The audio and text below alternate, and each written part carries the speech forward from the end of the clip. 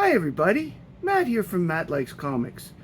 This is my response to Allan's top 10 list from Friday, which is top 10 first appearances that people are not aware of as much. And I had to think long and hard about some of this stuff. Luckily, I came up with a list.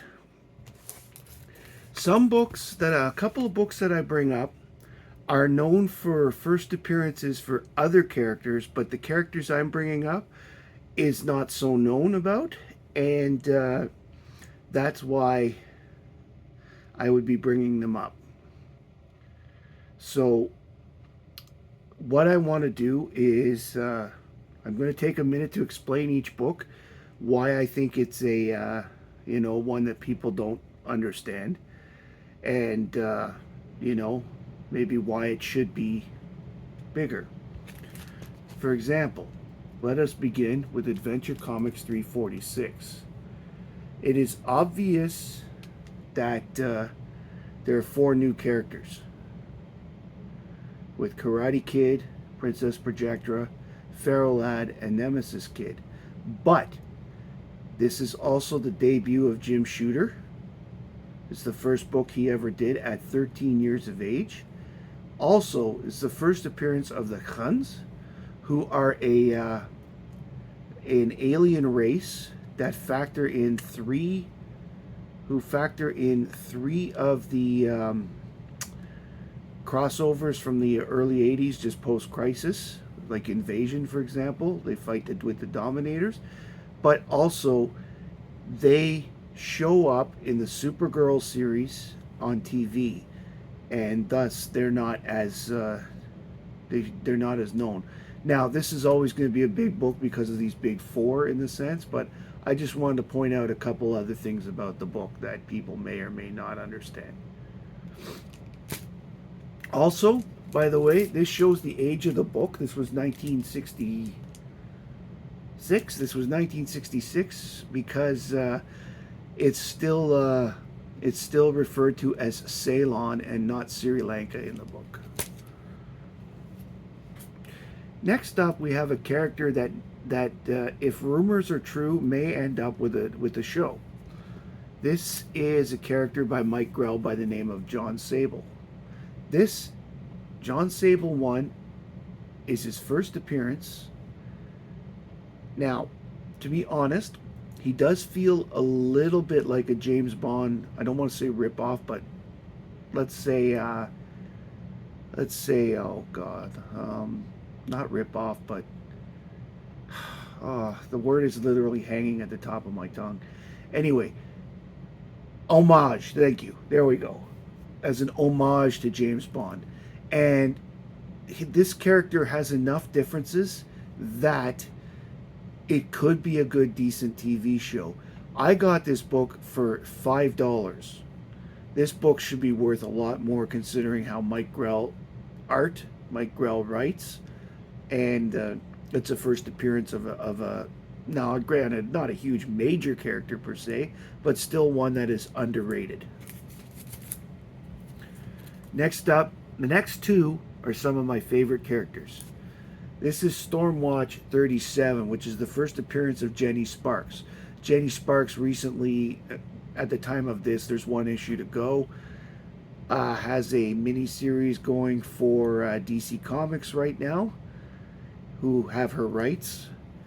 She is a great character. She is literally, in almost every sense of the word, the female Constantine, with the exception that she has electrical powers versus Constantine and his magic. They could be twins. And the thing is, she out Constantine's Constantine, and I like her for it. She's a tough lady, tough person, period, and one of my favorite characters of recent years, and I would hope that people would read about her as well. Stormwatch 37.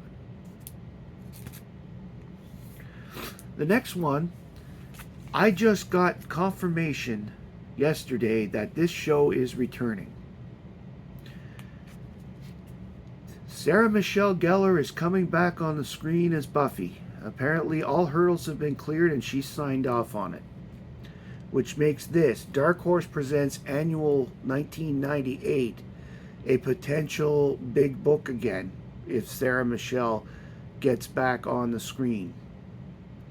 So apparently, the series of Buffy is going to take place in this time period and take elements of the Dark Horse series to onto the screen, so that some of the stuff had actually happened, because Joss Whedon considers it canon, and therefore it's canon, as opposed to the Boom Comics versions, which have a lot of what ifs.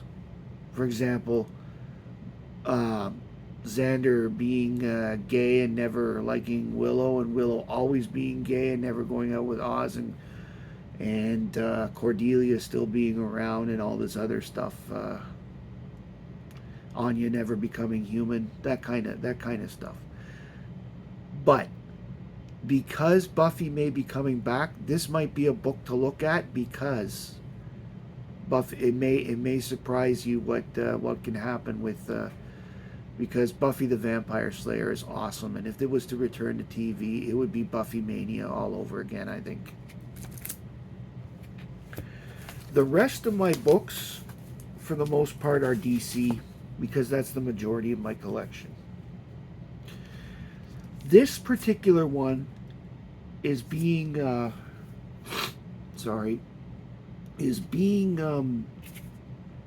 inspired by my friend Nate. Nate is a big fan of this next character. This is Legion of Superheroes 298. Now, it doesn't really show per se on the cover, but this little thing right here tells you that there's a 16-page insert, which is the first appearance of Amethyst, Princess of Gemworld. This was actually surprisingly hard for me to get. This was the last book that I got to finish my complete run of Legions of Superheroes in this series. It was, I guess, it was one that it's priced slightly higher because of the insert, and by slightly I mean $2. But if the rumors are going around that Amethyst may become a thing on TV, Netflix apparently is looking into it. Then there's a chance that this book, which is actually very hard to find, as I said, because it's a Wildfire Legion story for the most part, might end up being a chase book. I think it's great, but we'll see.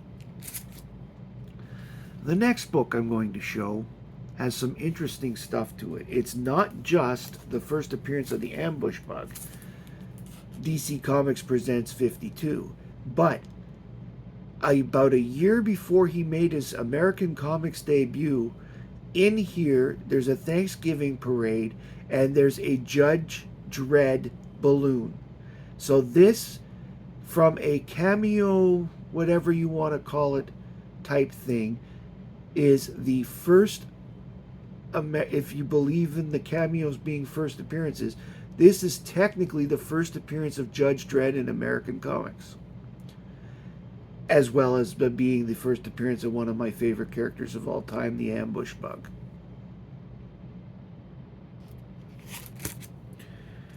Next up, if some of the rumors are true, we're going to see this guy on the screen probably in the second Superman movie. This is Mongol.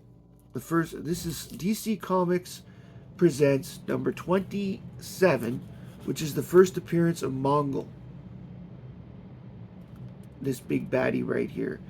For a period between his first appearance and the Crisis, Mongol was actually quite the thorn in Superman's side for a bit.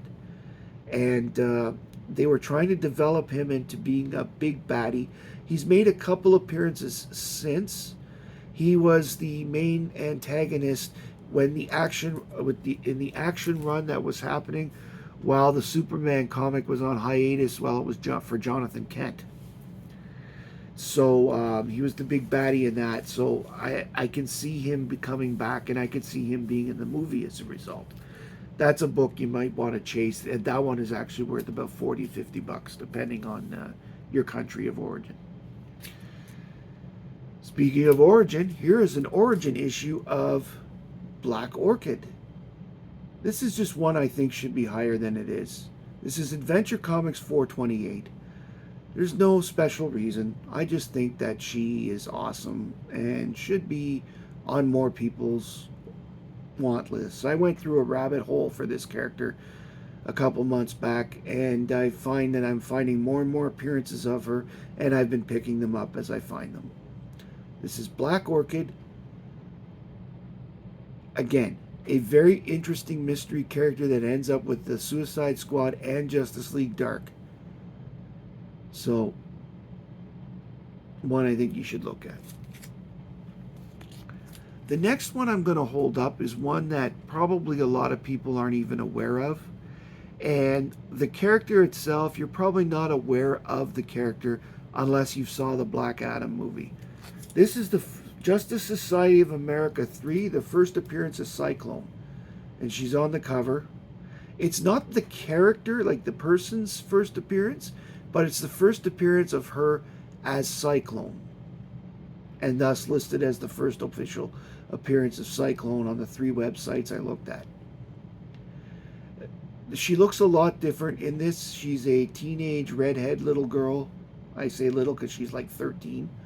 Where on the screen she was an adult, pretty much, and she was different looking. But this is the same character. And this book didn't go anywhere at the time, but it probably should. So I put this in my top 10 first appearances that should have gone somewhere. Next up, this is number 10. And although it has a famous first appearance, DC Comics presents 47 of He-Man, it's also the first appearance of Castle Grayskull, Skeletor, Beastman, Man-at-Arms, all of the Eteria characters that people don't necessarily get. Similar to Star Wars 1, it's the first appearance of many characters. And I point this out because everyone sees it as first appearance of He-Man in comics. Yes, but they're forgetting Skeletor, Beastman, Castle Grayskull, Officer Barbrady, you know, all the people whose first appearances are in here.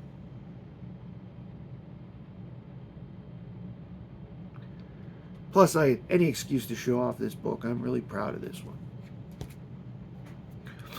I'm going to leave with a couple of honorable mentions that are personal favorites that are not necessarily ever going to be worth stuff, but since I hashtag them every video, here's the first appearance of Herco, Lois Lane, 54.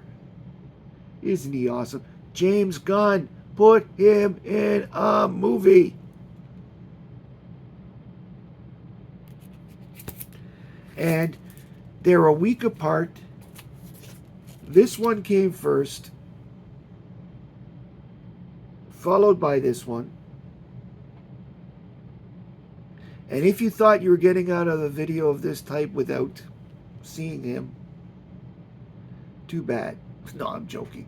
Yes, it's a running gag, but I like it. It's cheesy as heck.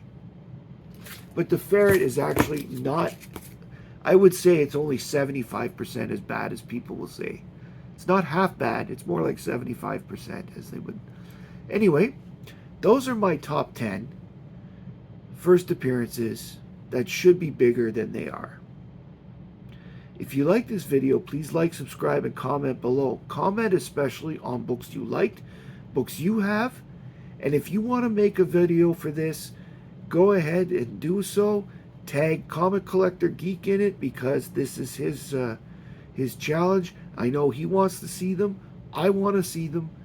Let us know. Let me know if you've made a video. I really like these ones because it gets people a chance to be creative with the covers they show. Anyway, thank you very much. My name's Matt. I like comics, and I hope you do too. Thank you.